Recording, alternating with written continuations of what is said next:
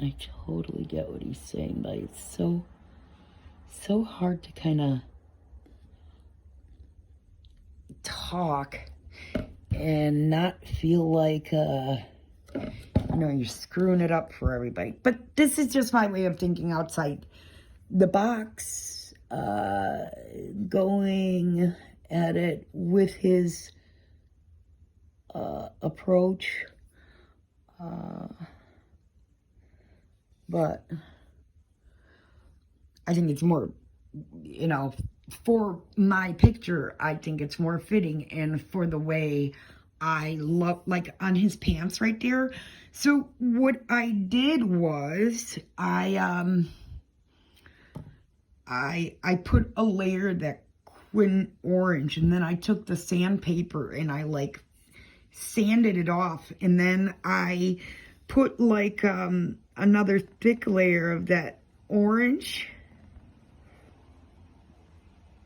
over the top, and it's kind of that brush mark that made that line. I didn't make that line.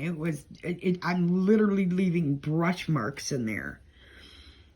And then I could go in here and lay in the lines even with that ultramarine blue. And, maybe he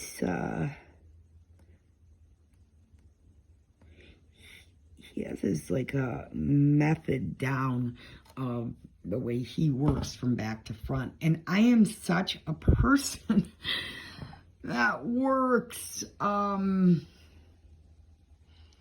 over the place. I don't know why. I've always done that. I don't know why I do that. I know I could probably put these sharks in dark and then put subsequent lighter layers over the top. And I think that might work a little bit better. Make the darkest of the dark first.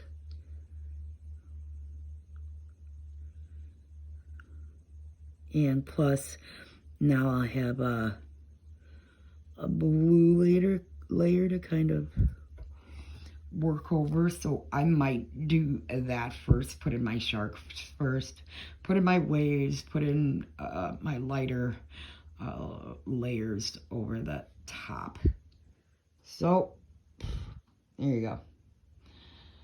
That's how I'm working. Hopefully it gives you guys some ideas for your own. Hope 1000 likes it. And I guess we'll all see where what we look like in the end. How do we, how's everybody's painting's going to look. And, I'd love to see other people's processes so that way I can get ideas from kind of everyone and what they do. I think it's still part of the support group, so that's pretty awesome. I love this group. I think we got a great group here. So there you go. There's my idea. That's what I'm going with. And yeah, so we'll see what it looks like in the end. Okay, talk to you guys soon. Bye.